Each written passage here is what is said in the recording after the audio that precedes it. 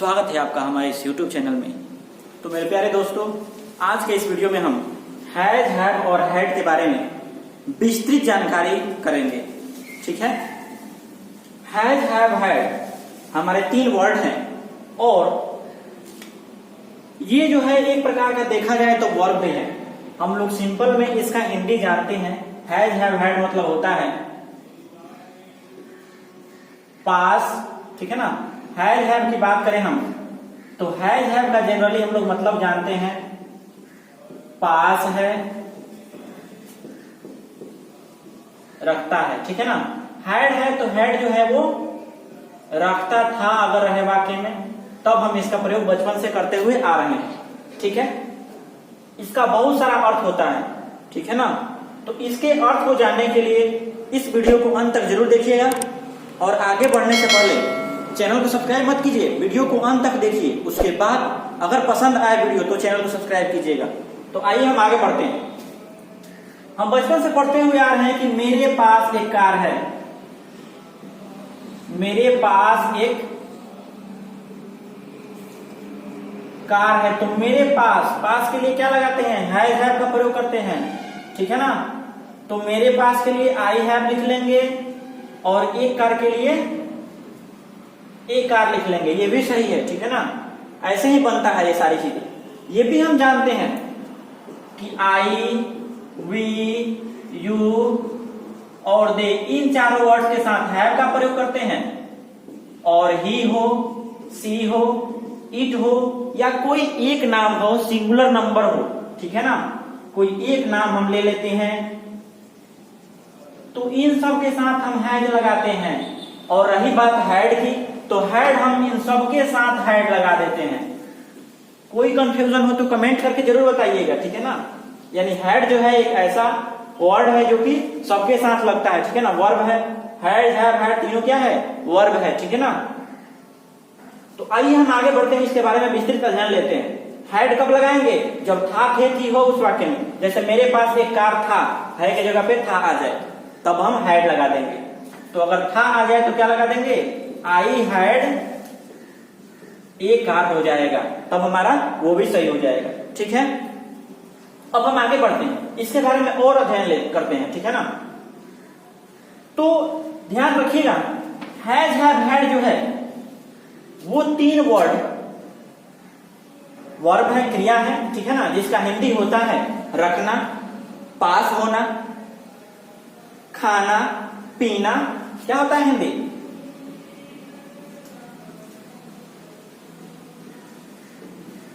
खाना होता है, पीना होता है, रखना होता है, करना होता है। ठीक है ना। बहुत सारे इसका मीनिंग है, आप कल्पना नहीं कर सकते हैं। मैं अभी आपको एग्जांपल दूंगा, आपको स्पष्ट हो जाएगा, क्लियर हो जाएगा। खाना कब होगा, पीना कब होगा, रखना कब होगा, करना कब होगा। ठीक है ना। अब देखिएगा, जाना भी होता है इसी का मतलब। तो आपको याद क्या रखना है? आपको इन सब का मीनिंग याद रखना है और मैं प्रयोग बता रहा हूं। प्रयोग से आप स्पष्ट कर लेंगे, क्लियर कर लेंगे कि इसका अर्थ ये भी होता है। ठीक है ना। सबसे बड़ी बात ये होती है कि एक वर्ब है। क्या है? क्रिया है। कौन सा वर्ब है? हेल्पिंग वर्ब है। कौन सा वर्ब है? हेल्पिंग वर्ब है। हैव जो है वो एक हेल्पिंग वर्ब है। ठीक है ना। सहायक क्रिया है। आपको मैंने क्रिया बता चुका है। ठीक है ना। आपको वीडियो का लिंक डिस्क्रिप्शन में मिल जाएगा। अभी मैंने पार्ट 1 बताया है, वर्ब का पार्ट 1। ठीक है ना। पार्ट 2, पार्ट 3 वीडियोज आएंगे, आप उसके लिए इंतजार करेंगे। ठीक है। तो हैव जो है वो एक हेल्पिंग वर्ब है और आपको पता है कि जब कोई सहायक क्रिया होती है तो उसका 5 रूप जरूर होता है। ठीक है ना। हेल्पिंग वर्ब हो चाहे मेन वर्ब हो, मेन वर्ब होता है उसका 5 रूप होता है जरूर। ठीक है ना। तो हैव जो है वो हेल्पिंग वर्ब भी है और मेन वर्ब भी है। ठीक है ना। हेल्पिंग वर्ब भी है और मेन वर्ब भी है, यानी सहायक क्रिया भी है और मुख्य क्रिया भी है। जब सहायक क्रिया होगा तो केवल सहायता प्रदान करेगा, वाक्य को पूरा करने में, वाक्य में सहायता प्रदान करेगा। जैसे यहाँ पे देखिएगा, आई हैव ए कार, मेरे पास एक कार है। तो यहाँ पे क्या है के लिए आ रहा है। ठीक है ना। पास है के लिए आ रहा है। तो ये एक सहायक क्रिया है, सहायता प्रदान कर रहा है। लेकिन जब मेन वर्ब होगा तो इसके 5 रूप होंगे। वर्ब के कितने रूप होते हैं? वर्ब के 5 रूप होते हैं, क्रिया के 5 रूप होते हैं। कौन कौन से? आइए देखते हैं। क्रिया के 5 रूप हैं, V1, V2, V3, V4 और V5। वर्ब का पहला रूप, वर्ब का दूसरा रूप, तीसरा रूप, वर्ब का चौथा रूप और वर्ब का 5वां रूप। ठीक है ना। अब देखिएगा हम कैसे डिसाइड करेंगे कि इन तीनों में से कौन पहला रूप है। हमें डिसाइड करना होगा ना जी कि कौन सा पहला रूप है वर्ब का, क्रिया का। तो उसके लिए आपको ज्यादा चिंता करने की आवश्यकता नहीं है। हैव जो है वो क्रिया का पहला रूप है। हैव जो है वो क्रिया का पहला रूप है। ठीक है ना।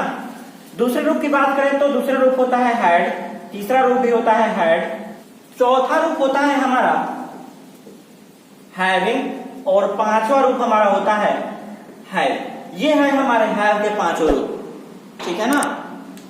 तो हैव के 5 रूप, अब मैं इसके बारे में बारी बारी से एग्जांपल से चलता हूं और इन सारे कॉन्सेप्ट्स को क्लियर करता हूं। ठीक है। आपको पता है कि हैव और हैज प्रेजेंट फॉर्म है। क्रिया की कौन से रूप है?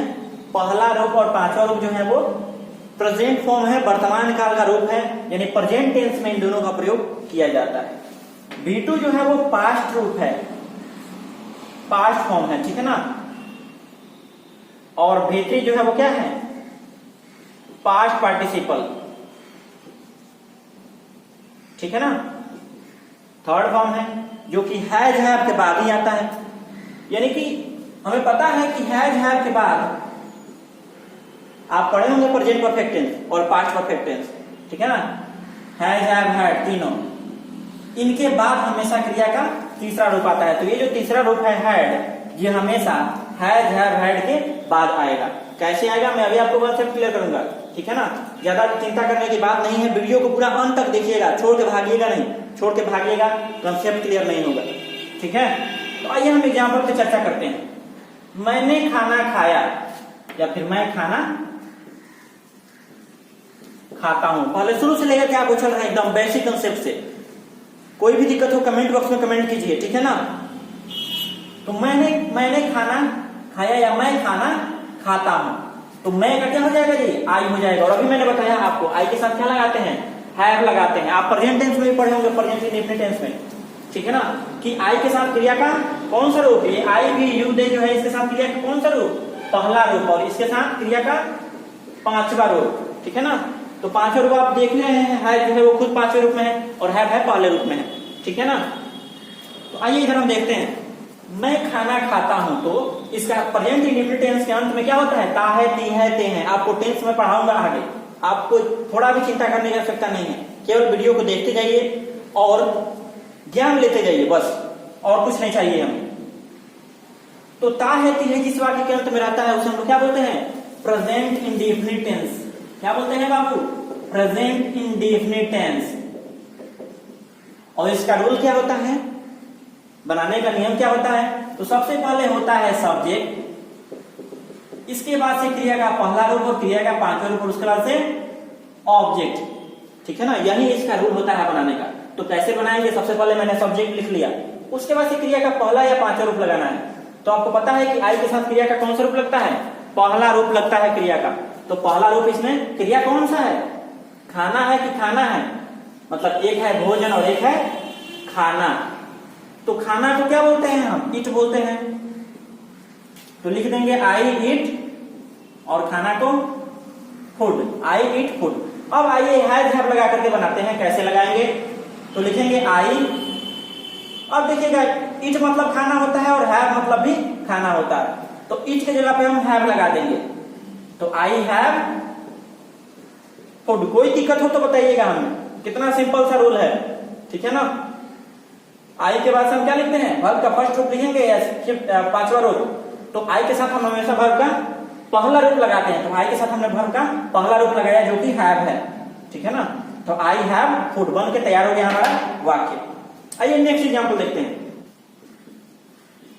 वह पानी पीती है। वह पानी पीती है। तो वह का क्या हो जाएगा? सी। इसी रूप में बनाएंगे। ता है, ती है वाक्य के अंत में आया है। तो ता है, ती आता है तो प्रेजेंट इंडेफिनिट टेंस का वाक्य होता है। और जब प्रेजेंट इंडेफिनिट टेंस का वाक्य हो तो उसके लिए ता है, ती है के लिए इस रूल का प्रयोग करते हैं। Subject V1 V5 plus object. ठीक है ना। वर्तमान काल में वाक्य हो रहा है। तो सी के बाद से हम क्या लगाएंगे जी? सी के बाद से क्या लगाएंगे? क्रिया का 5वां रूप। तो पीना है क्रिया इसमें क्या है? पानी जो है वो संज्ञा है और पीना जो है वो है क्रिया। तो पीना का होता है ड्रिंक्स, ड्रिंक होता है। और ड्रिंक का पांचवा रूप किसी भी, याद रखिएगा कंसेप्ट, किसी भी वर्ब के V1 में एस और ईएस हम लगा देते हैं तो वो बन जाता है हमारा V5 क्रिया का पांचवा रूप। और किसी भी नाउन में, हेलो, किसी भी नाउन में एस और ईएस लगाते हैं तो वो बन जाता है प्लूरल बन जाता है, ठीक है ना, बहुवचन बन जाता है। और ये V5 जो है वो क्या होता है, सिंगुलर होता है, ठीक है ना। तो सिंगुलर सब्जेक्ट के साथ सिंगुलर वर्ब का प्रयोग करते हैं। तो सिंगुलर हो गया सी, सिंगुलर हो गया ड्रिंक्स। अब आता है पानी, तो पानी का लिख लेंगे हम वाटर, से ड्रिंक्स वाटर। अब आइए इसमें पीना के सेंस में, पीना के अर्थ में हैज और हैव का प्रयोग करके देखते हैं। तो सी लिख लेंगे। अब देखिएगा ड्रिंक मतलब होता है पीना, तो पीना का तो स्पेलिंग हैव भी होता है और हैज भी होता है। तो हमें क्या लिखना है, सी के साथ क्या लगता है, हैज लगता है कि हैव, हैज लगता है, क्रिया का पांचवा रूप लगता है। तो पांचवा रूप क्या है यहाँ पे, हैज है। तो लिख लेंगे सी हैज वाटर, ठीक है, सी हैज वाटर। कितना आसान है, केवल समझने का फेर है। बस आप समझ जाएंगे तो फटाफट से बनाएंगे और आप बोल भी लेंगे, स्पीकिंग कर रहे हैं होंगे तो स्पीकिंग में कोई दिक्कत नहीं है। आप इन्हीं सारे वाक्यों का प्रयोग करके आप बोल सकते हैं, ठीक है ना। बहुत आसान है, वेरी सिंपल है, बस केवल आपको ध्यान देने की आवश्यकता है, ठीक है ना। इतना आसान से कोई नहीं बताने वाला है, ठीक है ना। इसलिए हमारे चैनल पे आप बने रहिए। आइए हम नेक्स्ट एग्जाम्पल देखते हैं। रखना, करना, जाना, ये सारी चीज अभी हम देखेंगे, डिस्कस करेंगे। अभी हैड वाक्य ही है, ठीक है ना।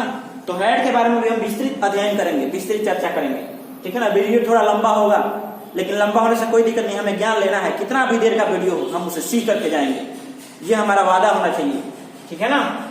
तो आइए हम आगे बढ़ते हैं। तो हमने चर्चा किया था अभी कि हैज और हैव इन दोनों का प्रयोग हम कैसे कैसे कर रहे हैं। अब आइए हम चर्चा करते हैं हैड पे, V2 और V3 के बारे में बात करते हैं, ठीक है। कैसे हम लगाते हैं, इनका प्रयोग कैसे करते हैं। तो आइए एग्जाम्पल के रूप में देखते हैं।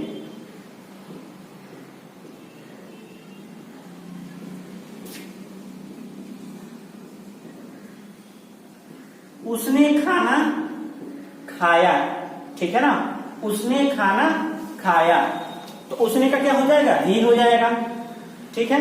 अब हम देख रहे हैं कि अंत में वाक्य में या ई ए आ रहा है और इस वाक्य को पढ़ने से लग रहा है कि काम जो है वो भूतकाल में, पास्ट टाइम में कंप्लीट हो चुका है, खत्म हो चुका है। तो जब वाक्य में काम भूतकाल में, पास्ट टाइम में कंप्लीट हो गया हो तो उसे हम लोग पास्ट इंडेफिनिट टेंस बोलते हैं, ठीक है ना। पास्ट इंडेफिनिट टेंस का रूप क्या होता है, सब्जेक्ट लगाइए, क्रिया का दूसरा रूप लगाइए और ऑब्जेक्ट लगाइए। तो सबसे पहले हमने सब्जेक्ट लगा दिया, उसके बाद से क्रिया का क्या लगाना है, दूसरा रूप, सेकेंड फॉर्म ऑफ वर्ब। तो सेकेंड फॉर्म खाना, खाना ही ना है जी, खाना एक प्रोसेस है, क्रिया है। तो खाना की अंग्रेजी होती है एट, और इट का दूसरा रूप क्या होता है, हमें दूसरा रूप का प्रयोग करना है, V2 का प्रयोग करना है। तो ही एट खाना का फूड, ही एट फूड। अब आइए हम हैज हैव का प्रयोग करके बनाते हैं। ही, अब देखिएगा हमें कौन सा रूप लगाना है, दूसरा रूप। तो दूसरा रूप क्या है, हैड है। तो he had food, he had food. आइए आगे बढ़ते हैं। इस फॉर्म पे हम वाक्य देखते हैं पहले, ठीक है ना। ये तो समझ में आ गया होगा आपको, हमें विश्वास है। आइए इस फॉर्म पे वाक्य को हम देखते हैं। वे लोग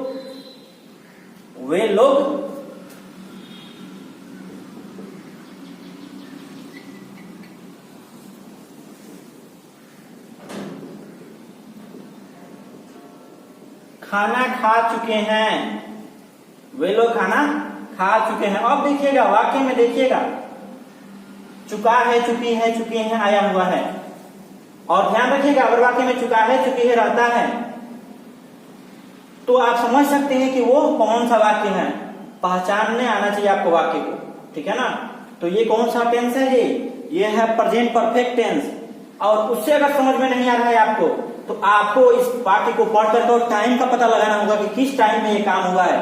तो आप लोग देख रहे हैं कि वे लोग खाना खा चुके हैं, मतलब काम फिनिश हो चुका है, कुछ देर पहले हुआ है फिनिश। तो जब काम कुछ देर पहले संपन्न हुआ हो तो उसे हम लोग प्रेजेंट परफेक्ट टेंस बोलते हैं। और उसका रूल क्या होता है जी?